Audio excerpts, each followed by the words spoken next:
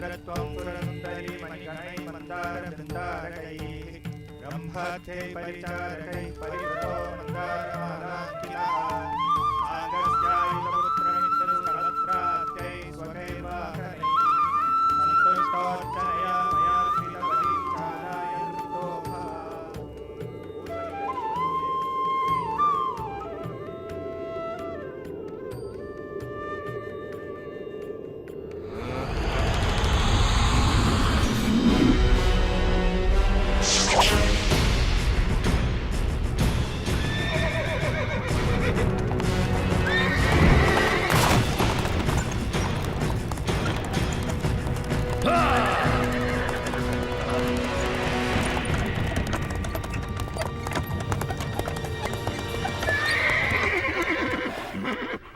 पृथ्वी पर मनुष्य आपको प्रसन्न करने के लिए यज्ञ कर रहे हैं देवराज इंद्र। ये ऋणी लोग आपका आभार प्रकट करने के लिए सब तरफ एकत्रित हुए हैं। होना भी चाहिए। इनकी खुशहाली मेरे हाथों में है। इन्हें ज्ञात होना चाहिए कि मैं बारिश का स्रोत हूँ जो इनके खेतों और भंडारों को अन्न से भरती है। संवर्तक, जो लोग मेरे लिए यज्ञ कर रहे हैं उन्हें वर्षा प्रदान करो।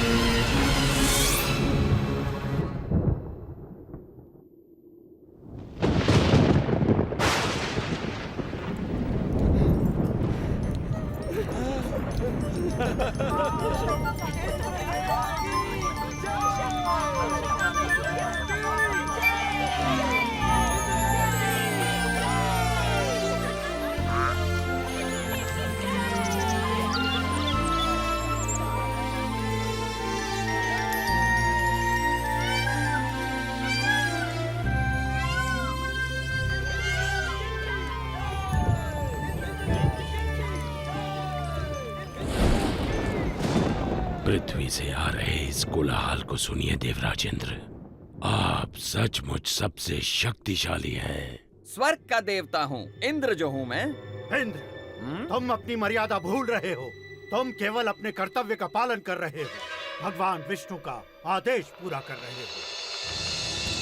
मैं जो चाहूँ करूँगा, मैं किसी का आदेश नहीं मानता। इंद्र, मैं तुम्हारा शिक्षक हूँ। तुम्हें अपने यश और कीर्ति का अभिमान हो गया है। मैं तुम्हें सलाह देता हूँ कि सुधर जाओ, अन्यथा तुम्हारा ये घमंड तुम्हें नष्ट कर देगा।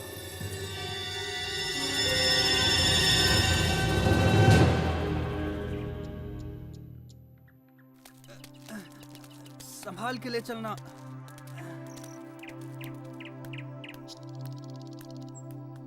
बाबा, आप इंद्र के लिए यज्ञ क्यों कर रहे हैं? हमें इंद्र को प्रसन्न करने के लिए हर साल ये यज्ञ करना ही पड़ता है ताकि वो हमें बारिश दें। वैसे ही जैसे हर वर्ष हमें महाराज कंस को कर चुकाना पड़ता है। अरे नहीं बच्चों, इंद्र देव बुरे नहीं हैं। वो तो बारिश के देवता हैं। पानी जीवन के लिए अति आवश्यक होता है, इसीलिए हम हर साल यज्ञ के द्वारा इंद्र देव की पूजा करते हैं। परंतु बाबा, वो तो उनका कर्तव्य है। वो तो भगवान विष्णु के आदेश का पालन कर रहे हैं। देखो कृष्णा, ये बहुत पुरानी प्रथा है और हमें इसे तोड़ना नहीं चाहिए। बाबा, फिर हम धरती की पूजा क्यों नहीं करते जो हमें सब कुछ देती है, और सूर्य की जिससे जीवन मिलता है, और यमुना की क्यों नहीं? कृष्णा, तुम सही कहते हो, लेकिन ये संभव नहीं है। हम सदियों से चलती आ रही इस प्रथा को अकस्मात ही तोड़ नहीं सकते बेटा। परंतु बाबा, क्या हमें आंखें बंद करके प्रथाओं को मान लेना चाहिए? वो तो भगवान विष्णु हैं, जो इंद्र और सभी देवताओं को शक्ति प्रदान करते हैं। कृष्ण बिल्कुल सही कह रहा है। सभी देवता भगवान विष्णु के आदेशानुसार काम करते हैं। और वैसे भी वेदों में इंद्र के लिए अलग से यज्ञ का विधान नहीं है। हम ग्वाले हैं, हमारी संपत्ति हमारी गायें हैं, और वो भोजन के लिए निर्भर करती हैं इस गोवर्धन पर्वत पर। हम भी सभी चीजों के लिए गोवर्धन पर निर्भर करते हैं, इसलिए हमें गोवर्धन की पूजा करनी चाहिए, ना कि इंद्र की। मेरे वृंदावन के प्यारे मित्रों, हम सबको गोवर्धन पर्वत का हृदय से आभारी होना चाहिए। आप स्वयं ही देख लीजिए, गोवर्धन पर्वत के इन चमत्कारों को जो वृंदावन का जीवन है। हमारी गायें इसके जंगलों की घास चरती हैं और हमें मीठा मीठा दूध देती हैं। इसके झरने हमारी प्यास बुझाते हैं। इसके मैदानों में हमारी फसलें और फल उगते हैं। इसकी लकड़ी से बने घर हमें सुरक्षा देते हैं। मित्रों, हमारा जीवन इंद्र पर निर्भर नहीं करता, बल्कि गोवर्धन पर्वत पर निर्भर करता है। कृष्ण ठीक कहता है। आयुष्मान भव। ये सब इंद्रदेव की नहीं, गोवर्धन की कृपा है। इसलिए मित्रों, सब लोग अपना अपना चढ़ावा एकत्रित करें। हम सब गोवर्धन की पूजा करेंगे।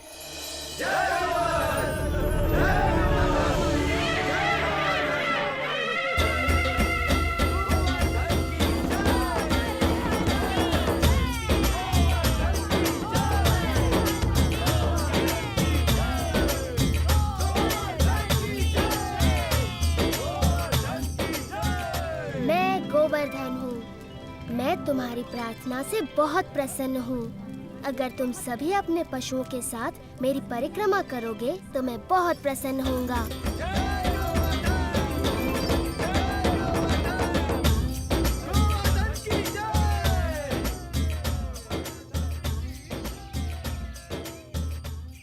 देखो कितनी बड़ी पूजा हो रही है। गोवर्धन पर्वत तो बहुत प्रसन्न हो रहे होंगे मधु। हाँ, गोवर्धन की पूजा करना अच्छी बात है बलराम, परंतु मैं इंद्रदेव को भी कुछ अर्पण अवश्य करूँगा, कहीं बुरा ना मान जाए। एक इंद्र के लिए और एक मेरे लिए। 2 इंद्र के लिए, 2 मेरे लिए।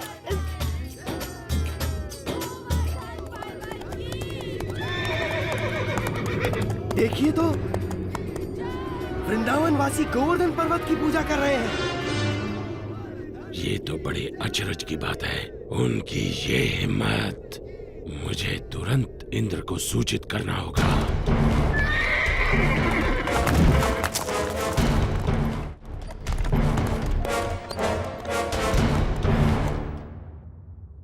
आओ आओ संवर्तक, मेरे साथ मेरे भक्तों द्वारा चढ़ाए गए चढ़ावे का आनंद लो। क्षमा चाहता हूँ देवराजेंद्र, परंतु ये समाचार आपको विचलित कर सकता है। अब ये मत कहना कि तुमने गलती से एक और गांव को बाढ़ से भर दिया। ये बात मन से निकाल दो। मुझे डर है कि आप इस समाचार से बहुत क्रोधित हो जाएंगे। देवराज, वृंदावन गांव के वासियों ने आपकी बजाय गोवर्धन पर्वत की पूजा शुरू कर दी है। क्या? गोवर्धन पर्वत की? उन्होंने मेरी पूजा ना करके मिट्टी के ढेर की पूजा की। वो ऐसा कैसे कर सकते हैं संवर्तक, वो भी मुझसे बारिश का उपहार पाने के बाद? ऐसा सुना है कि वो एक नादान लड़के के बहकावे में आ गए हैं। उपहास मत करो संवर्तक। क्षमा चाहता हूँ देवराज, लेकिन यही सच है। नंद के पुत्र कृष्ण ने अपनी चमत्कारी शक्तियों का प्रयोग करके वृंदावन के वासियों को बहका लिया है। अच्छा, उन्होंने मेरा आदेश मानने के बजाय एक नादान की बातों को माना।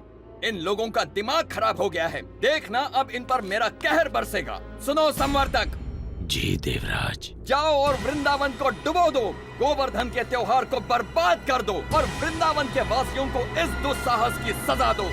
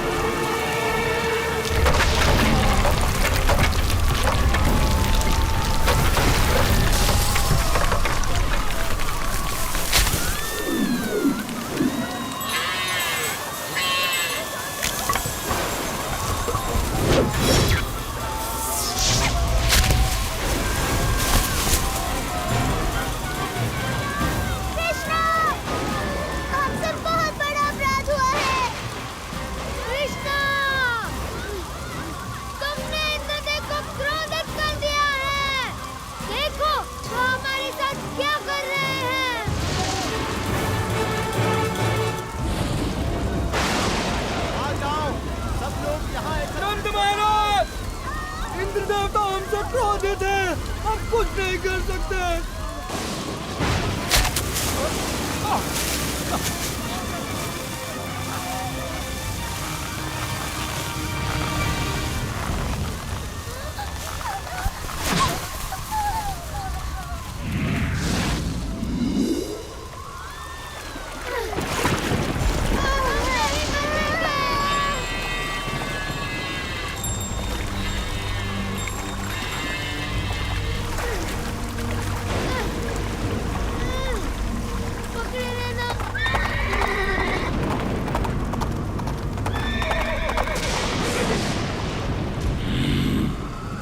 वृंदावन के लोग अब जल्द ही उस लड़के की बात सुनने पर पछताएंगे।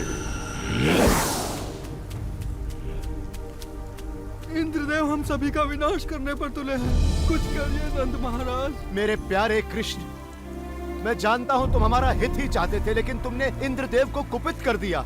हमें इसी समय उनसे क्षमा मांगनी चाहिए। परंतु बाबा इंद्र। रुको बलराम, बाबा ठीक कहते हैं। ये सब मेरी सलाह के कारण कष्ट भोग रहे हैं। अभी भी देर नहीं हुई। हम इंद्र से क्षमा याचना कर सकते हैं। रुको, कृष्ण कभी भी हम पे या हमारे वृंदावन पे आँच नहीं आने देगा, कभी नहीं। आपने सच कहा माँ। आप सब के लिए मेरा प्रेम इंद्र की इस दुष्टता से बहुत बड़ा है। वृंदावन की रक्षा मैं अवश्य करूँगा।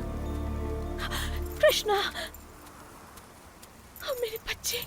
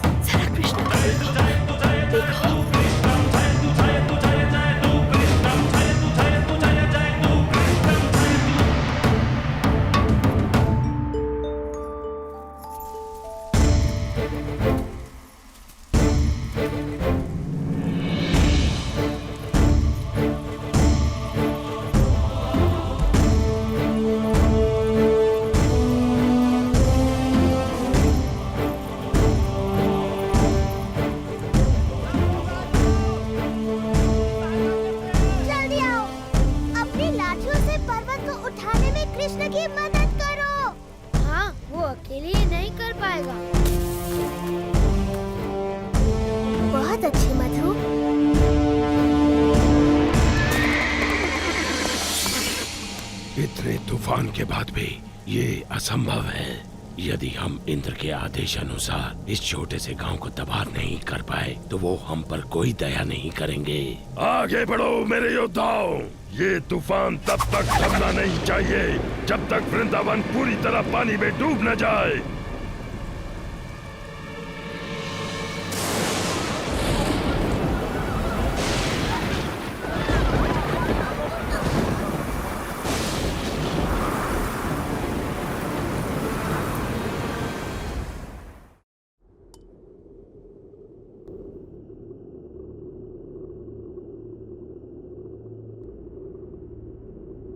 देवराज, आओ संवर्तक, बहुत थके हुए लग रहे हो। बैठ जाओ और सब विस्तार पूर्वक सुनाओ। बताओ, क्या तुम्हारे तूफान के बाद भी वृंदावन का कोई चिन्ह बचा है?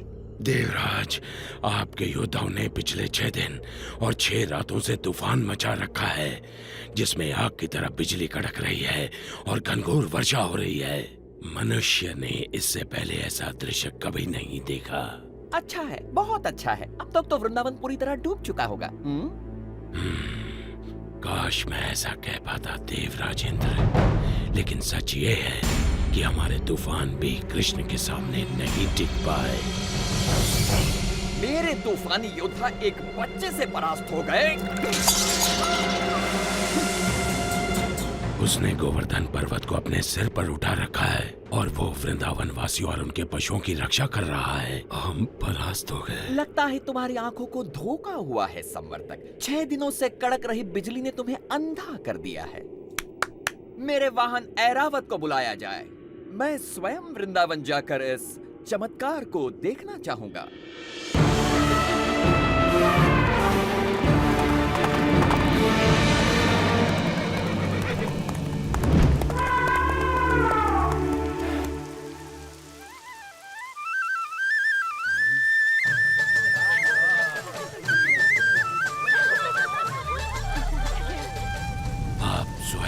देख लीजिए देवराज। यदि कृष्ण अपने आप को भगवान समझता है तो अब वो ये जान जाएगा कि कौन शक्तिशाली है, वो या फिर इंद्र।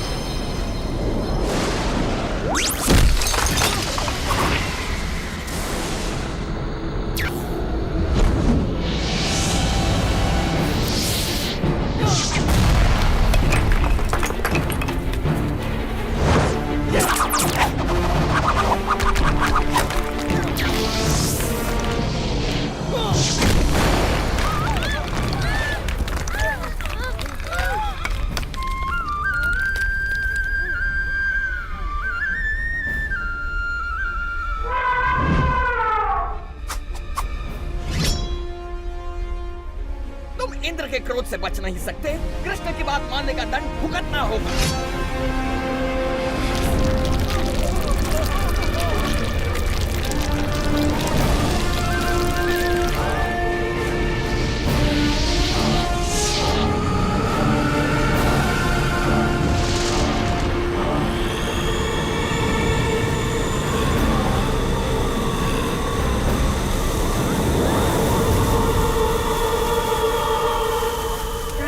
कृष्णा हमारी रक्षा करो। इंद्र गोवर्धन पर्वत को नष्ट कर रहे हैं। इंद्र कुछ नहीं बिगाड़ सकते, भय मत करो।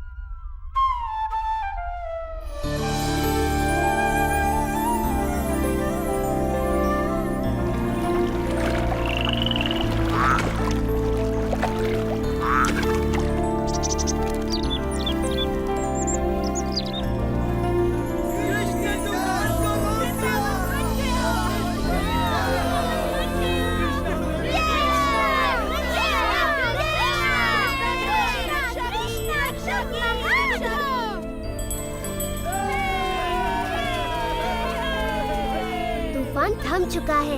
आप गांववासियों के साथ खुशी मनाने क्यों नहीं जाते? पर कृष्ण, क्या तुम अकेले इस पर्वत को उठाए रख सकते हो? नादान मत बनो कृष्ण, तुम एक छोटे बालक हो। पहले तुम बाहर निकलो।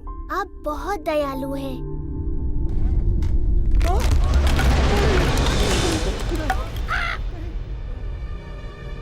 आप सचमुच चाहते हैं मैं पहले चला जाऊं? नहीं, रुको! मुझे छोड़कर मत जाओ!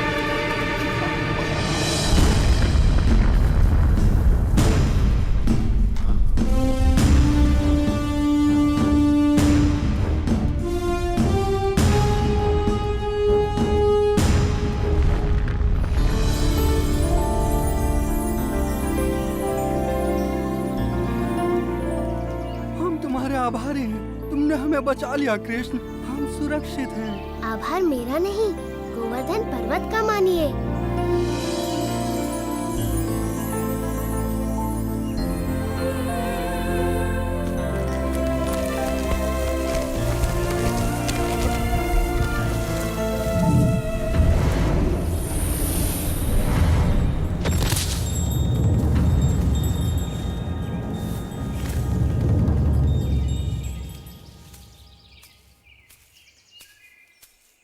देवराज इंद्र, मैंने देखा आप मुझसे कितना स्नेह करते हैं। अन्यथा मेरे प्रतिकार के बाद भी आप मुझसे मिलने यहाँ क्यों आते? कृष्ण, प्रतिकार तो मैंने किया है आपका। मैंने बहुत बड़ी मूर्खता की। भूल गया था कि मुझे शक्तियाँ आप ही से प्राप्त होती हैं। मैं सदैव आपका सेवक रहूंगा। मैं आपसे क्षमा मांगता हूँ। देवराज, आपको अपनी शक्ति का बहुत अभिमान हो गया था और ऐसा मैंने इसलिए किया ताकि आपका अभिमान तोड़ सकूं। जाइए, मैं आपको क्षमा करता हूँ।